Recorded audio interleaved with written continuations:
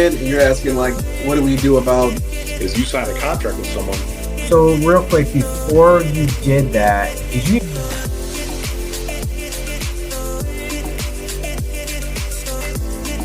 More than 30 years. I got my real estate license in the And your origin story. Is that he made an age joke the last time we were. I'm gonna use that Kuka.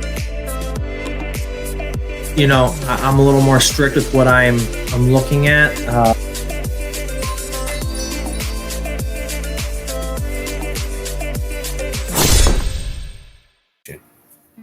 Oh, 100%. And that's the thing that I see a lot is people get through here and they're afraid to walk away. Okay.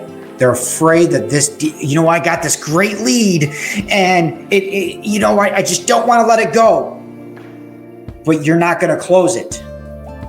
So you're going to put in all this work and it's not going to happen, or you're going to make very, very little money. Okay. And I get it that you want to push it, but you have to stick to the numbers. Okay. As soon as you try to push it above, and I've been kicked in the butt before on this so many times where I tried to push it. You know what? I think I can try to push it for this. It just doesn't work out. You have to look at, what is working in the neighborhood, what is not working. You really do, because thing is that you can't, hopium is not a good business strategy. Period. You don't want to run a business on hopium. Okay. And if you don't know what hopium is, by all means, ask me. I'll tell you all day long, because I spent my 20s in hopium and I got nowhere. So I'm going to tell you, hopium does not work, period. All right. You have to stick to the numbers. As a business person, you have to stick to the numbers. All right. With that, you have to look at properties that are so similar products, for instance, brick versus brick houses, frame versus frame houses, bungalow versus bungalow if you can. All right. Same style houses, 2-story. You can't take a 2-story versus a bungalow. Like, it just doesn't really work. So you have to do like for like, and then you can't do a new build versus a 1930s house. Okay. It just doesn't work. Same style house. All right. It's all basics. By all means, I'm happy to go into it in later videos. Also, let me know in the comments whether you want more of those videos. I'll try to make them. How do you know what buyers will pay? It's simple. Ask them. Okay? But I got an even less simpler way then. All right? Even more complicated way. But you look in the neighborhood and look for cash buyers in that neighborhood. Okay? See what cash buyers are paying. All right? Not only what cash buyers are paying, you can tell when somebody's buying a lower in the neighborhood. You can tell when someone bought a fix and flipper. Okay.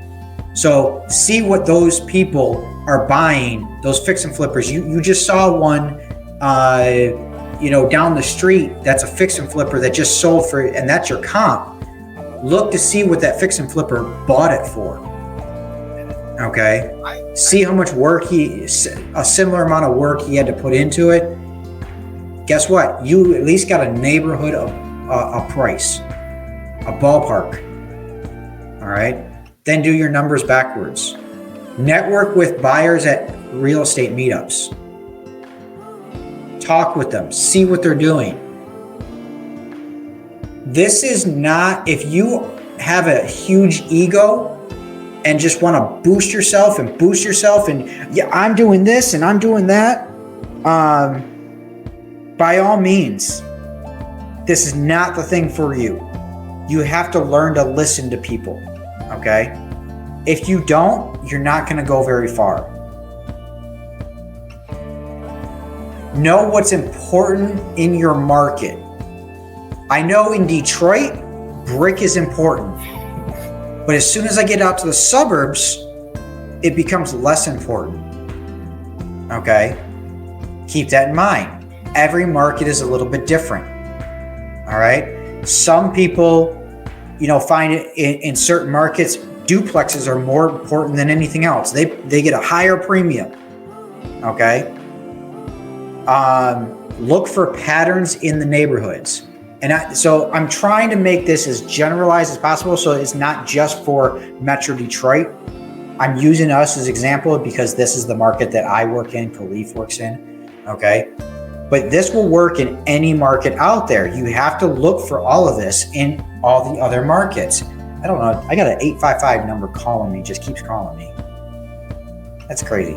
Anyways, talk with your buyers, listen to their buying criteria. If you talk to enough buyers and listen to enough, their criteria is going to be very similar, okay?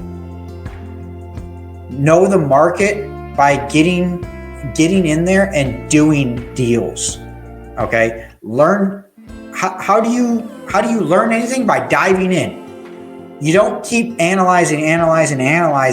You're never going to know how to do a deal if you just keep analyzing. You have to sometimes dive in. I've locked up deals too high and had to let deals go because of that. And I've learned from every single deal that I've done and every single deal that I've not done because of that. What I mean by that deal that I haven't done, or I mean the deals that I had to let go because I had them priced too high, because I was working on those hopium. You know what? I hope a buyer can pay this much for it.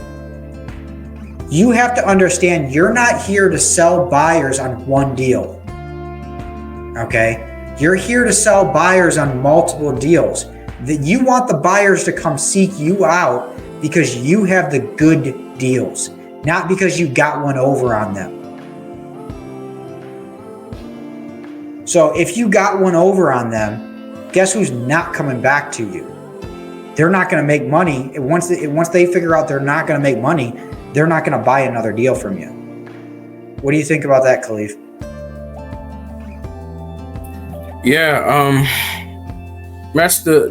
I would agree with that, especially when you get to doing this long enough, and you are focused on building your buyers list. Ultimately, you can probably attest to this, Randy, you essentially do or offload your deals to the same handful of buyers, not for any reason other than they know what they want, they're willing to give you a number, and they'll close quickly. Yes. And those become your VIPs. I hope I'm not jumping ahead or anything. A little bit, but it's all right. It's all right. We can talk about it. Yeah, and they're the ones that are they're going to be valuable to you for this reason, and it makes your job a lot easier because now you're not spinning your wheels casting a super wide net on a whole bunch of different marketing channels. You're just looking exactly for the deals that these guys want, because you know if you find them, they're going to buy them. Correct. So again, I guess just getting, and me and Randy talked about this offline, is I've been focusing more so nurturing my buyer relationships, to know exactly what they want. If I do send them something they don't want, apologize and take that opportunity to have a meeting or a conversation with them to hone in on what they do want, so that, again, you're being efficient with your time. Because at the end of the day, you're a marketer, and everybody doesn't want your product. So stop wasting your time if that's all you have, or wasting your money. If you have a little bit more of that to expedite things on, producing a product that you don't have a buyer that wants it. Most definitely. So this Moose, I'm not even going to attempt to say the name Moose. Yeah, I'd butcher that name, and I apologize for that. But I want to answer their question. It says, hey guys, thank you for the info. Do you have experience with wholesaling seller finance / land contract deals? More specifically, how would you comp out the future value to know if it's a good deal? Okay, so I'll give my answer and then I'll have Khalif give his answer. Okay, in my opinion, you don't put out the future. What happens is with a seller finance deal or a land contract, it's all about the cash flow. If it cash flows, okay? Price is now the last thing that I have to worry about.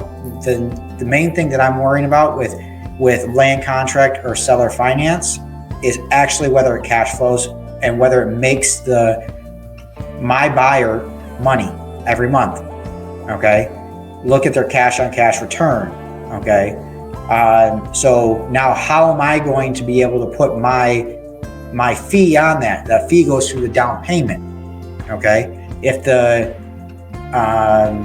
the seller wants 25 grand down and I want to put 10 grand on top of that, now will my buyer pay 35 grand down on a house? Okay. Will that work? Maybe, maybe not. Maybe you got to talk to the seller and try to get a lower down payment so you can actually get paid.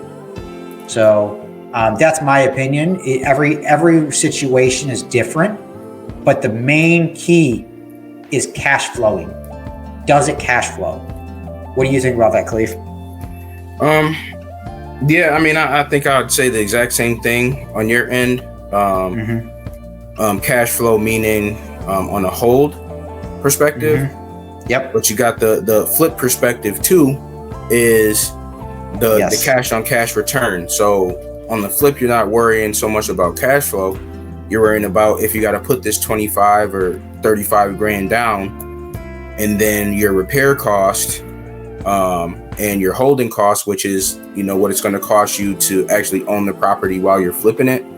Yep. If putting that all together with paying off if it's a mortgage that the seller's leaving in place, or if it's a land contract, once you have your proceeds from the flip, if that makes sense. Yes. So that's another piece of it too. So, I mean, I don't think, I get what you mean by future value, but I mean, if we were realistically able to tell that, we'd be having a very different talk tonight. If we can, I'd be sitting in the Bahamas right now. I'll tell you that right now.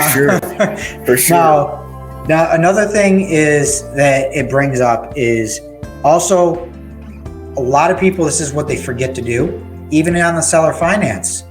You have to look at the updated taxes, okay? Because this person probably bought it back in 1990s or early 2000s, and they've had it for so long. Well, guess what? Now when you buy it, even doing a land contract, it uncaps the taxes, and you have to look at the new taxes, okay? You have to look at all of that, all right? So with that being said, always run your numbers with the updated taxes and updated insurance, everything, all right? Make sure you run your numbers properly, all right? So that answers their question there, all right?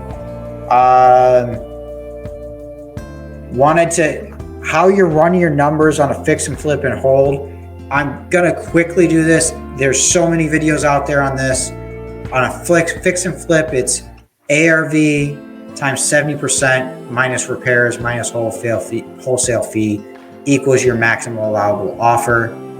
Your buy and hold is your potential income, okay, minus your expenses times 12 for 12 months.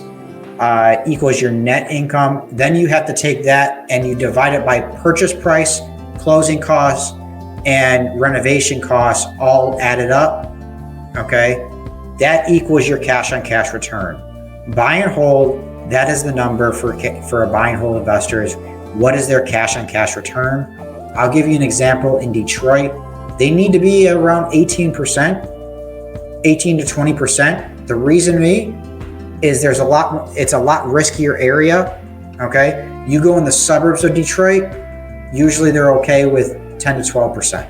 Okay, so the main reason for that is because in Detroit you're not going to get as much appreciation.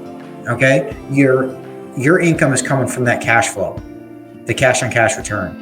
Okay, in the suburbs you're at least going to get some of the appreciation with it as well. So that's why they'll get a lower return so that they can be in a safer neighborhood, get also more appreciation year over year. Okay.